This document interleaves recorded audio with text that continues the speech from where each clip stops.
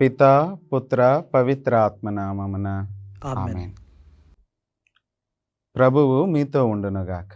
మీ ఆత్మతో ఉండునుగాక. పునీత మత్తయ్య గారు రాసిన పవిత్ర సువిశేషములోని భాగము. ప్రభువా మీకు మహిమ కలుగునుగాక.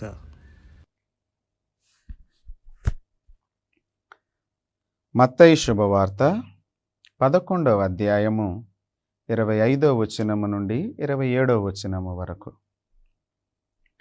ఆ సమయమున యేసు ఇట్లనెను: పరలోకమునకు భూలోకమునకు అధిపతివైన తండ్రి, విజ్ఞులకు వివేకవంతులకు వీటిని మరుగుపరచి పసిబిడ్డలకు బయలుపరిచితివి కనుక నిన్ను స్తుతించుచున్నాను.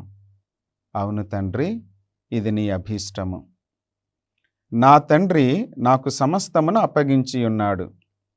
తండ్రి తప్ప మరెవ్వరు కుమారుని ఎరుగరు, కుమారుడు తప్ప మరెవ్వరు తండ్రిని ఎరుగరు. మరియు కుమారుడు ఎవరికి ఎరిగింప ఇష్టపడునో వారు మాత్రమే తండ్రిని ఎరుగుదురు. ఇది క్రీస్తు ప్రభుని సువిశేషము. క్రీస్తువా మీకు స్తుతి కలుగునుగాక.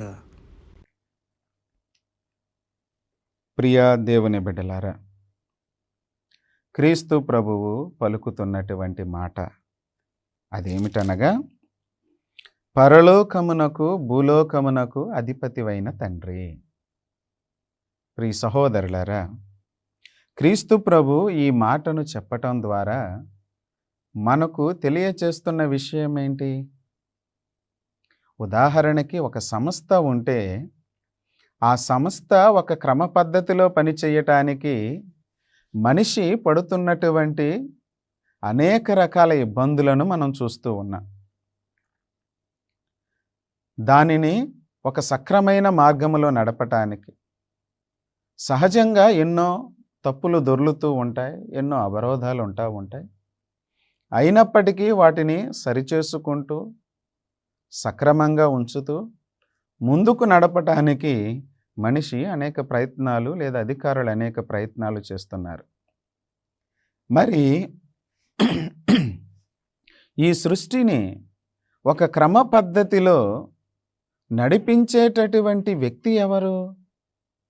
మానవుడు ఒక చిన్న సంస్థనే నడపటానికి అనేక రకాలుగా ఇబ్బందులు పడుతూ ఉంటే క్రీస్తు ప్రభు అంటున్నారు కదా, మన తండ్రి ఉన్నారు, ఆయన పరిపూర్ణమైనటువంటి అధికారి, పరిపూర్ణమైనటువంటి జ్ఞానము కలిగిన వ్యక్తి, పరిపూర్ణమైనటువంటి తెలివి కలిగిన వ్యక్తి. అందుకే ఆయన పరలోకాన్ని అలాగే భూలోకాన్ని కూడా ఒక క్రమ పద్ధతిలో నడిపించగలుగుతున్నారు. ప్రియ సహోదరులారా, దేవుని ఆధీనములో ఉన్నటువంటి ఈ సృష్టిలో ఎలాంటి సమస్యలు రాకుండా అన్నీ సక్రమంగా పనిచేస్తూ ఉన్నాయి అంటే ఇది దేవుని యొక్క శక్తి కాదా? దేవుని యొక్క బలము కాదా? ఆయన జ్ఞానముతో ఏర్పరిచినటువంటి ఈ యొక్క విశ్వం కాదా? ప్రియ సహోదరులారా, ఇవన్నీ మనకు ఒక గొప్ప ఉదాహరణలు. అందుకే ప్రభు అంటారు, పరలోకానికి భూలోకానికి అధిపతివైన తండ్రి. ఆ తర్వాత క్రీస్తు ప్రభు చెబుతున్న మాట, విజ్ఞులకు వివేకవంతులకు వీటిని మరుగుపరిచావు.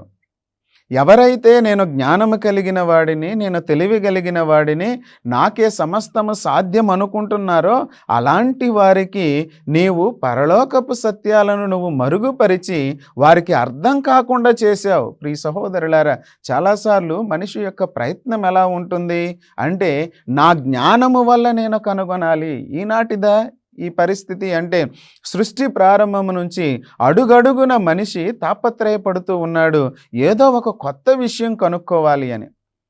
తాను కనుగొన్న దానితో సంతృప్తి చెందలేకపోతున్నాడు. ఎందుకంటే తాను గ్రహించినది ఏంటంటే, నేను కనుగొన్న దానికంటే ఇంకా చాలా ఈ సృష్టిలో ఉంది అని మనిషి గ్రహించాడు. కాబట్టి ఇంకా తెలుసుకోవటానికి ప్రయత్నిస్తున్నాడు.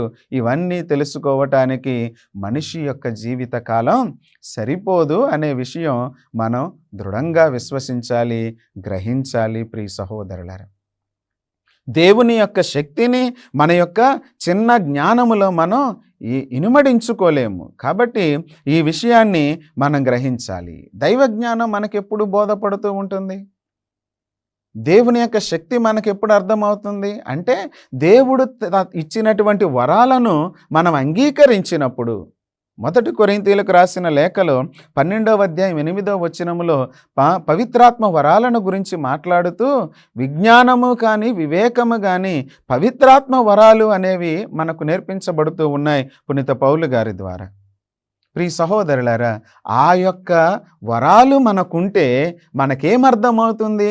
కేవలము ఇహలోక వస్తువుల యొక్క ప్రారంభ దశ మాత్రమే కాదు, వీటి వెనకాల బలంగా పనిచేస్తున్నటువంటి దేవుని యొక్క శక్తి అనేది మనకు అర్థమవుతూ ఉంది ప్రియ సహోదరి సహోదరులారా.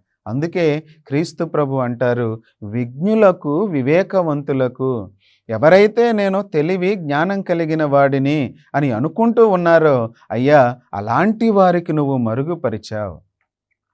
మరి ఎవరికి తెలియపరిచావు? ఈ ప్రభువే మరలా అంటారు కదా, నీవు పసిబిడ్డలకు తెలియజేసావు. ఎవరు ఈ పసిబిడ్డలు అంటే చిన్న పిల్లలా అంటే ప్రియ సహోదరులారా, ఇక్కడ అర్థము చిన్న బిడ్డలని కాదు, చిన్న బిడ్డల లాంటి ఆధారపడే మనస్తత్వం కలిగినటువంటి వారికి. అందుకే మనం కొన్ని గుణాలను మనం చూస్తే చిన్న బిడ్డలకు నమ్మకం ఎక్కువ. మనం ఏది చెబుతామో అది వింటారు, విన్నా దానిని ఇదే వాస్తవం అంటారు. చిన్న బిడ్డలకు ఆధారపడటం ఎక్కువ. తన శక్తి కంటే కూడా తన తండ్రి శక్తిని ఎక్కువగా నమ్ముతూ ఉంటాడు చిన్న బిడ్డ. మరొక ముఖ్యమైనటువంటి గుణం ఏంటంటే తగ్గింపుతనం ఉంటుంది. ప్రియ సహోదరులారా, ఇలాంటి మనస్తత్వం కలిగిన వారికి దేవుడు ఏమి తెలియపరిచారు? పరలోకపు సత్యాలను తెలియపరిచారు. పరలోకపు సత్యాలను తెలియపరిచారు. అందుకే తల్లి మరియమాత తన స్తోత్ర గీతంలో ఈ మాటను అమ్మ ఉచ్చరిస్తూ ఉంటారు. ఏమని అంటే, అయ్యా నువ్వు అధిపతులను ఆసనముల నుండి పడద్రోసి దీనులను నువ్వు లేవనెత్తావు. ఎలా లేవనెత్తారు? దీనులను సామాజిక పరమైనటువంటి ఆధిపత్యాన్ని కాదు ఇవ్వటంలో దేవుడు లేవనెత్తింది. దేనిలో లేవనెత్తారు అంటే ఆధ్యాత్మికమైనటువంటి జ్ఞానాన్ని ఇవ్వటంలో యేసు ప్రభు దీనులను లేవనెత్తారు. ఎవరి ప్రోత్సాహంతో, ఎవరి యొక్క ప్రణాళికతో అంటే అది తండ్రి దేవుని యొక్క ప్రణాళికతో క్రీస్తు ప్రభు దీనులను లేవనెత్తటానికి ఆయన ఎంతో కృషి చేశారు. ప్రియ సహోదరులారా, వాటన్నిటి యొక్క ప్రతిఫలమే 12 మంది శిష్యులు. దీనులను దేవుడు ఉన్నత స్థానానికి లేవనెత్తాడు. ఈనాడు దైవ సత్యాలను తెలుసుకోవటానికి పండితులు పామరులు సహితము ఎవరి దగ్గరకు వెళ్ళాలి అంటే ఈ శిష్యుల దగ్గరకే వెళ్ళాలి. ఎందుకు? చిన్న బిడ్డల లాంటి మనస్తత్వం కలిగిన వీరికి దేవుడు బోధించిన సత్యాలు అర్థమయ్యాయి కాబట్టి వీరి దగ్గర నుంచే మనం ఎలాంటి సమాచారమైనా తీసుకోగలిగేటటువంటి పరిస్థితి ఏర్పడింది. అంటే శిష్యుల యొక్క మనస్తత్వము అది కాబట్టి, చిన్న బిడ్డల మనస్తత్వం కాబట్టి ప్రియ దేవుని బిడ్డలారా, యేసు ప్రభు ఈ మాటనే అంటారు, నీవు విజ్ఞులకు వివేకవంతులకు వీటిని మరుగుపరిచావయ్యా, చిన్న బిడ్డలకు నీవు దీనిని బయలుపరిచావయ్యా, కాబట్టి నీకు వందనాలు అని క్రీస్తు ప్రభువు ఆ యొక్క వాక్యములో చెప్పటం మనం వింటూ ఉన్నాం. ప్రియ సహోదరి సహోదరులారా, ఎందుకు ఈ మాటను యేసు ప్రభు అంటారు అంటే ఆనాటి సమాజంలో యూదులు, మరి ముఖ్యంగా దేవాలయ అధిపతులు ఆధ్యాత్మికమైనటువంటి అహంకారముతో ఉంటూ ఉంటే యేసు ప్రభు వారిని హెచ్చరిస్తూ ఉన్నారు.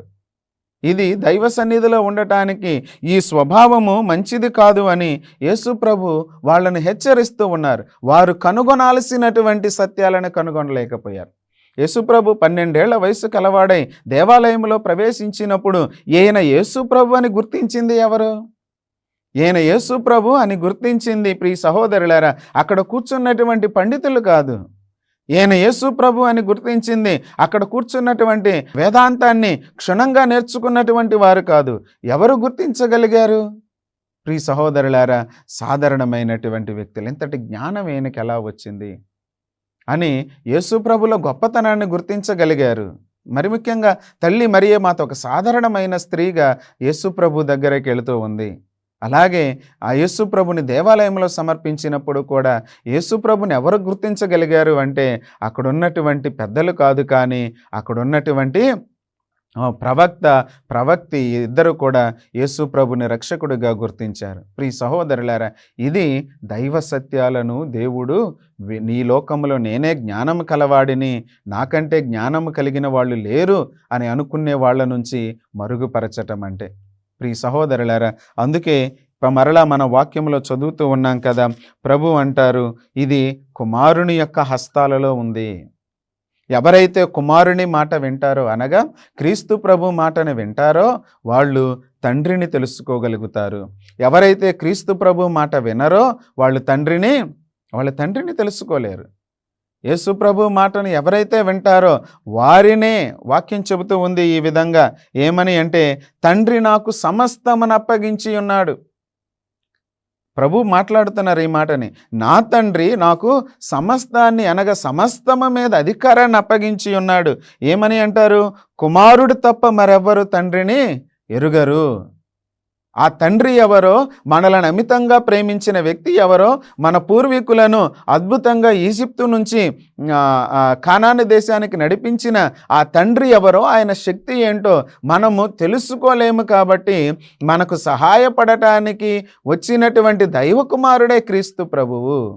ఆ దైవ కుమారుని యొక్క మనం అడుగుజాడలలో నడిస్తే, మాటను బట్టి నడిస్తే మనము కూడా ఒక రోజున తండ్రిని చూడగలుగుతాం. మరలా ప్రభు అంటారు కదా, కుమారుడు ఎవరికి ఎరిగింప ఇష్టపడునో.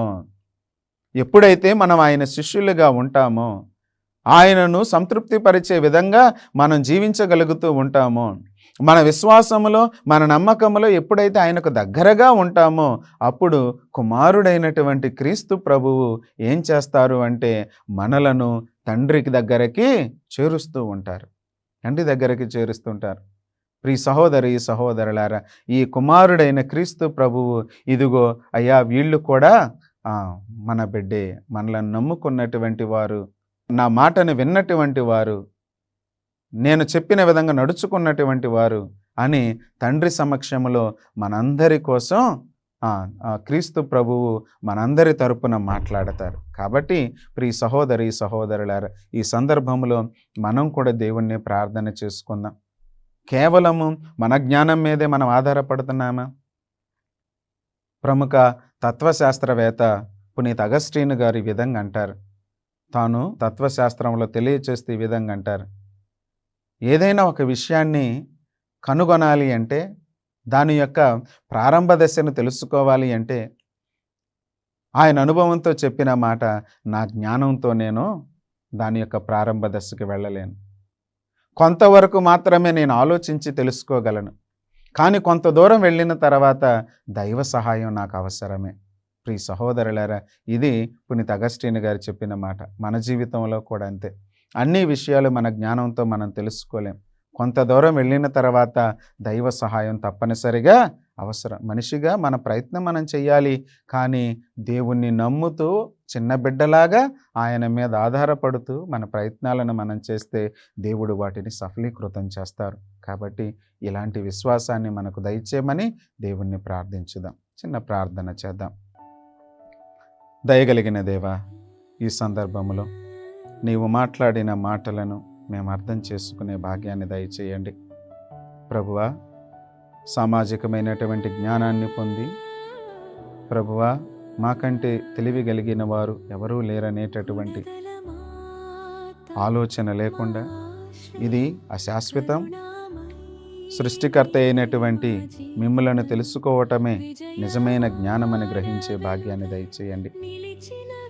ప్రభువా, ఎలాంటి అహంకారం లేకుండా, గర్వము లేకుండా, చిన్న బిడ్డలాగా నీ చెంతకు వచ్చి నిన్ను ఆశ్రయించి నీ ద్వారా అనేక మేలులను పొంది సమాజంలో అనేక మందికి సుమాతృకగా జీవించే భాగ్యాన్ని మా అందరికీ దయచేయమని మన నాథుడైన క్రీస్తు ద్వారా అడిగి వేడి పొందుకొనుచున్నాం మా పరమ తండ్రి. ఆమేన్. ప్రభువు మీతో ఉండునుగాక. మీ ఆత్మతో ఉండునుగాక. సర్వశక్తి గల సర్వేశ్వరుడు పిత, పుత్ర, పవిత్ర ఆత్మ మనందరినీ ఆశీర్వదించి సర్వదా కాపాడునుగాక. ఆమేన్. ఆమేన్. గుణదల మాత మా ఆశ్రయం, కరుణామయీ విజయవాడ వెలుగై నిలిచినవే మరియమ్మ, నీవే మా ధైర్యం.